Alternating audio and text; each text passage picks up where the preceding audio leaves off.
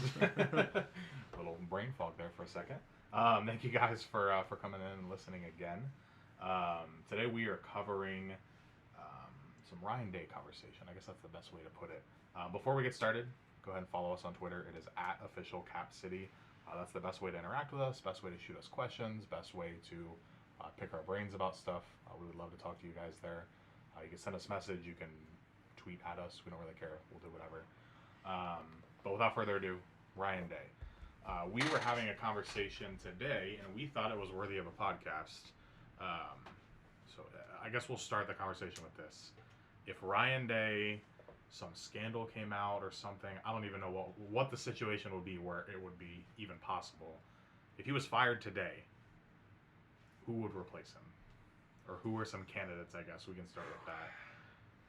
Yeah, I mean, it's interesting because in the last, I think 4 head coaches, Ryan Day is the first without like true Ohio ties. I know, obviously, Urban had Ohio ties. Mm-hmm. Tressel had Ohio ties. Yep. Before Tressel was it Cooper? Was there someone in between Cooper and Tressel? I'm not 100% sure, but I know John Cooper. I think it was Coop straight into Tress. I gotta hold on. I guess I can look it up while we're talking. But that's 4 straight coaches, I believe, that had Ohio ties, and then Ryan Day's the first without it. I mean, you can count Fick too, technically. Yeah, and Luke Fickle. So I think right off the bat, that's just interesting that Ohio State typically has hired Ohio guys, but at this point they kind of went away, and Ryan Day was on staff at Ohio State, but he was not an Ohio guy outside of that. So with that being said, I think Ohio State would be willing to go outside of Ohio to find a coach or someone who doesn't have Ohio ties. And then I know the conversation, Kyle Whittingham was brought up. For those of you who don't know, the head coach at Utah, who has done great things at that program, which also interestingly enough, it's kind of not real strong Urban ties, but Urban was also the head coach at Utah, so worked out for us in the past. Got us a national championship. I think Urban had to stop after Utah. He did. He was at Florida. And then Nate, you mentioned something. Doesn't Kyle Whittingham have another connection with somebody, or was it Jeff Halfley, or I can't remember who you said? Kyle Whittingham. Sorry, Kyle Whittingham. Up that statistic you were asking for. He had some sort of other connection with Ohio State, but I don't think I had any Kyle Whittingham Ohio State connections. I don't believe. I was talking about Saban. That's later down the line we can talk about that. But no, to answer your question with Ohio State connections, Coop actually. Does Coop have any connections to Ohio State? He didn't play for Ohio State. He's not from Ohio. He's from Tennessee. But a lot of the other coaches back to the mid 1900s. Woody definitely was. Woody is in Ohio. Yeah. Wes Fessler, 47 to 50, was an Ohio player and coach. Earl Bruce obviously had Ohio connections. Jim had Ohio. Fick and Meyer both did as well. So at least the last 60 years, there's only been 2. The majority of them were not Ohio guys, but Ryan Day and Coop. Yes. So the connection with the Ohio guys is interesting, but I'm sorry, I lost track of what we were talking about. It's sorry, hold on. We're gonna take a break. We'll be right back. And we're back. I apologize. My laptop was dying, and I was scrambling for the charger. Super distracted, so I didn't want to letting you behind the curtain. Tangent. Yeah. Anyways, back to what we were talking about. So yes, we have all these coaches who have had Ohio ties. Kyle Whittingham was thrown out there as the by a couple people as the leading candidate for Ohio State's replacement if Ryan Day were to just up and leave, get abducted by aliens, as Bucket Talk always says. Take an NFL job. Yeah. Ohio tied guys that I like, I don't know if he would consider it or not. Mike Vrabel is the first one that pops into my head. Obviously, he's the Titans head coach right now. I think if Ohio State offered him a position, it would at least be something he would consider. Yeah. You have to consider. You don't not consider Ohio State head coaching position. Doesn't matter who you are. I mean, you could be. I'm blanking on his name. What's his name? Patriots coach Bill Belichick. I mean, he's one of probably the greatest NFL coaches of all time. But if Ohio State comes calling and says, "Hey, we have a head coaching position open," you at least take the call. Right. But no, Mike Vrabel would be the first one that pops into my head.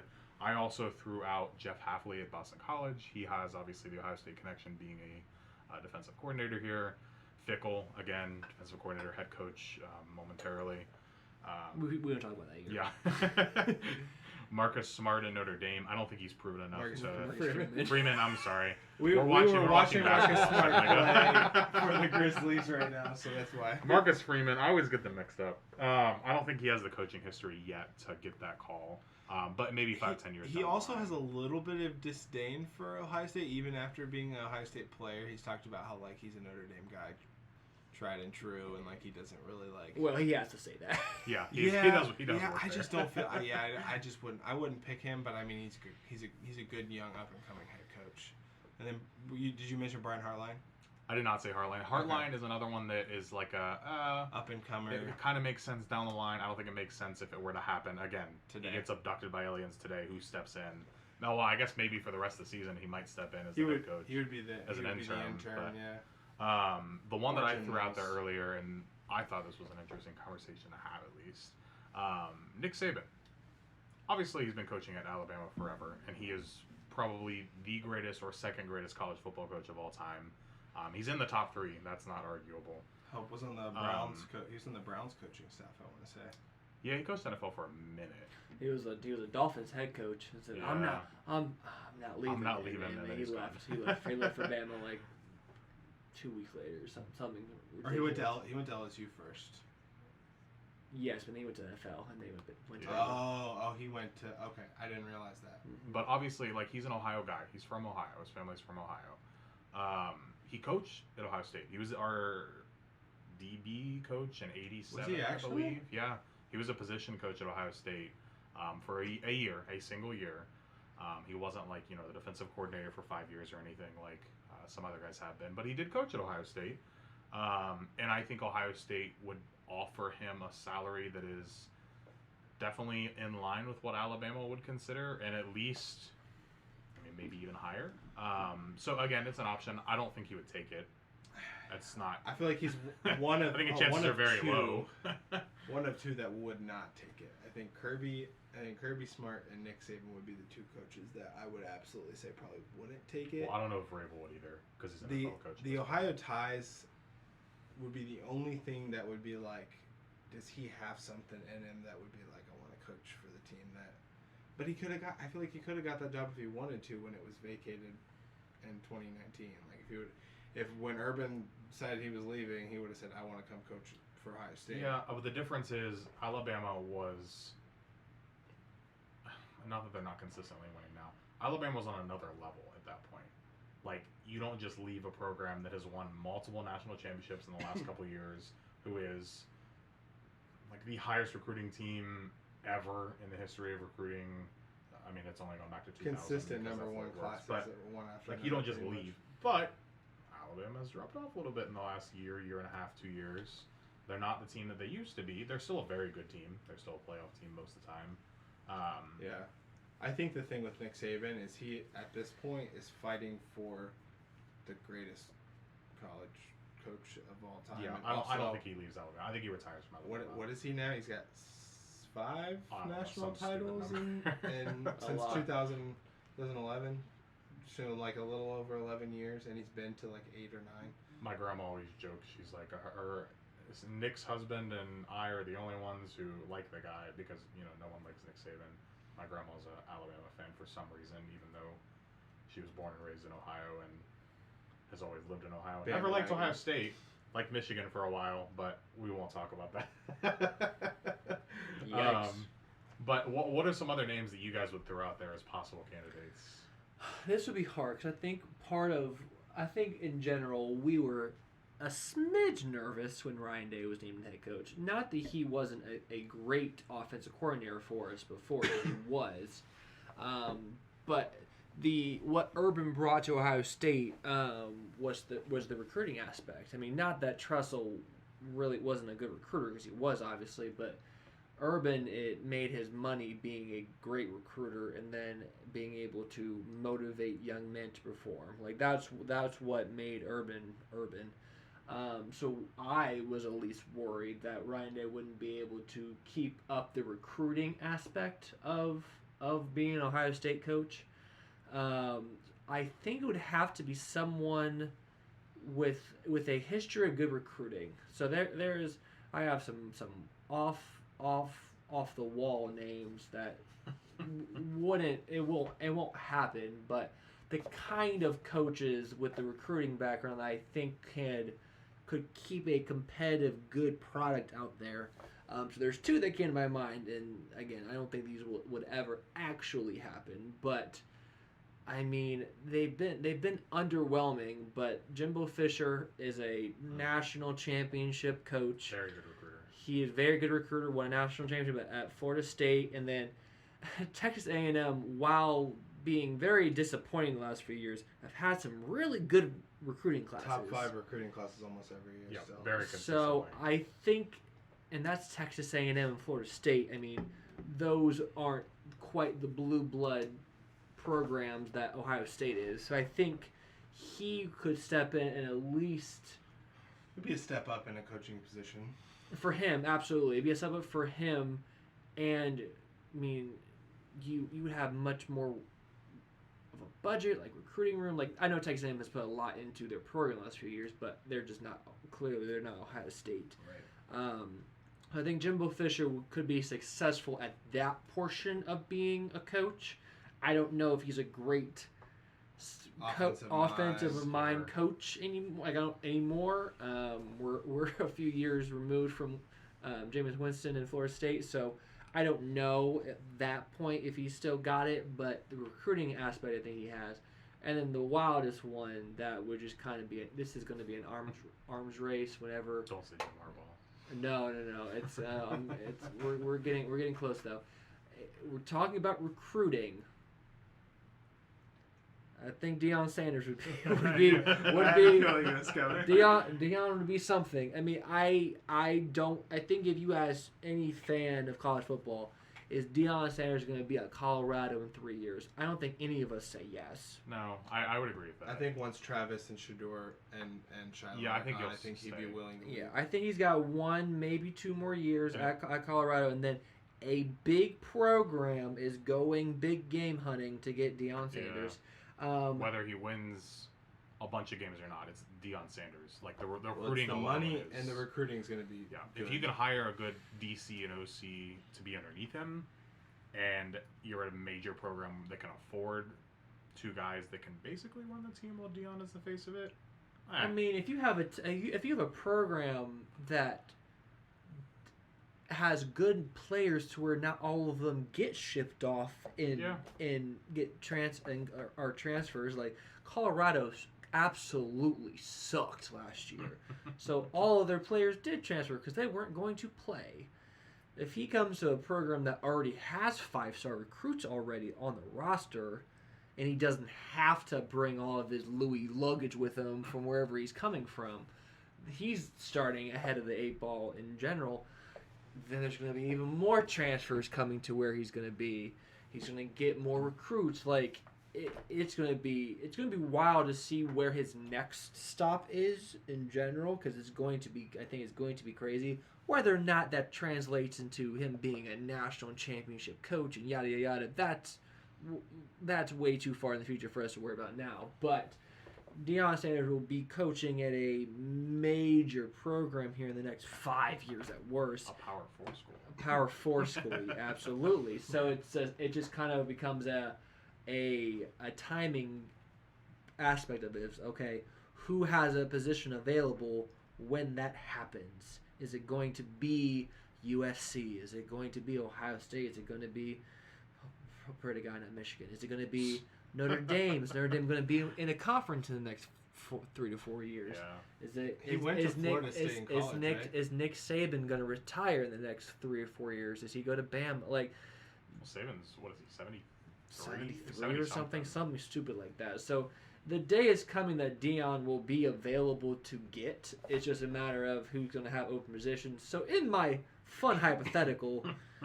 Ryan Day wins 2 back-to-back national championships at Ohio State and then goes, all right, fine. I'll go save Justin Fields' career with the Bears. Chicago.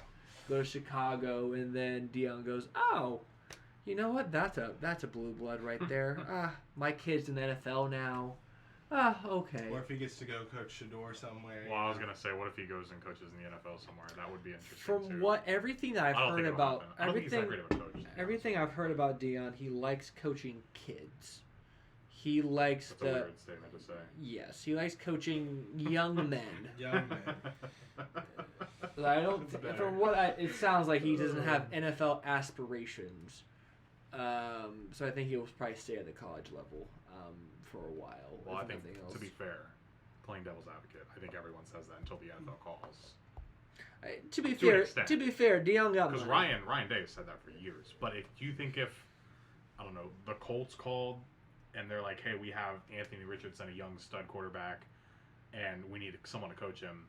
Do you think he would say no? I think we're talking. I think we're not this year. I think we're saying in the future. The Colts he says no to. The Cowboys, that's different. Well, he's a New Jersey guy, so I would. I don't know the Patriots when Bill Belichick retires.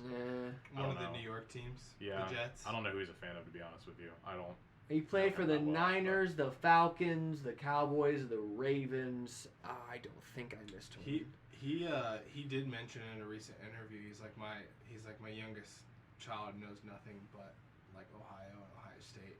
And I think he did mention like he does feel like he's like aligned himself more with Ohio than any other place, even though he's only been here for. I think he came on staff in 2017 or 20. That sounds right. I think he was the offensive coordinator starting in 2017. So he's been in Ohio for. I think after that 7 years. Notre Dame, the Ohio against the world comment, I think Ohio's kind of adopted him as well. Yeah. He's at this point an honorary Ohioan. Doesn't really matter where he was born. Yeah, he better win a natty though before he goes. Well, with that being said, I guess we kind of transition a little bit. The other part of the conversation is his record, his overall record as Ohio State's head coach. Now this is including 2018 when he was the interim head coach for 3 games while Urban Meyer was suspended. He is 52-6. Now, if he wins just the next 4 games, not including Michigan, he will be 56-6. I believe that is the best start in 5 seasons in college football history. I want to say. Yeah, I think it's also the highest winning percentage of any active coach, and maybe any coach in general. I think he definitely has the highest winning percentage of any active coach. I think he also, in the last 5 years, has the best record against the top 25, I want to say. That sounds right. Now, the knock on him has been he can't win the big games. Now, if we just want to look back at his losses, he lost in 2019 in the Fiesta Bowl. That was against Clemson, and that was the game where the interception ball was supposed to go to Olave. Olave misread the route. Ohio State also had that fumble call against them that got called back. That should have been a fumble. I think it was a touchdown, which would have won them the game. I think we can all say what ifs. Ohio State could have very well won that game. We never really felt like Ryan Day was severely outcoached at all in that game. And then last year, we don't think Ryan Day was outcoached against Georgia. The games where Ryan Day's really faltered have been the last 2 years against Michigan. Those have been the most obvious. Now, we already had a podcast about this. We don't know how valid those are. But I don't really... Speculation! I don't really think he's struggled as much as people say he has. He hasn't brought home those big wins as much, but this year he's already got 2 top 10 wins. He almost should have beat Georgia last year, and I mean, like he's proven that he can hang with them at least. So I don't know. What do you guys think in regards to that? The one thing I hate about the playoff, since it's been around, it's if you did not win the playoff, you did not have a good year. Like I just remember the good old years, like 2012. If you had a Rose Bowl win, that was a great year. Like winning the Rose Bowl was like a huge deal. Yeah, the biggest thing outside of an national yeah. championship. Sometimes it was a national championship. It was a huge deal. But we don't look at 2021 where we beat Utah in the Rose Bowl as a great year because it was we were weren't 10-2. we weren't in the playoff. But it's like how much expectations and standards have changed in the last 9 years is just crazy for lifelong college football fans because it's just if this was 2012, we are not having these same conversations about Ryan Day because he would have won multiple BCS bowl games and yada yada yada to where he will be much more celebrated than he is. So I think that part is just kind of crazy to think about as well. Yeah, I think this. I mean, the conversation was just a fun thought experiment. I don't think any of us think that he's going to get fired or leave. Definitely not this year. I don't think it's going to happen in the next couple years. I think if he leaves, it'll be, anywhere from 2 to 5 years from now, going for an NFL job. That would be my assumption. I think at this point, if there was the quickest route to firing Ryan Day would be, we're recording this before the Wisconsin game in 2023. You lose to Michigan this year. You drop like maybe one or two others. Maybe you lose to Wisconsin.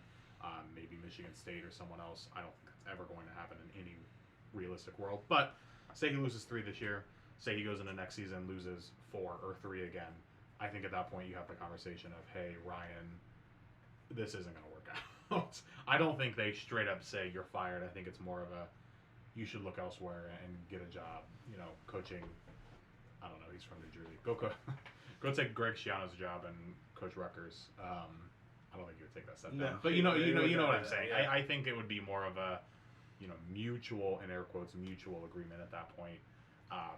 I don't think he's going to lose 8 games in the next 365 days. That's not going to happen. Yeah. He's just been too successful, and I mean we can count probably 130 of the 136 FBS schools.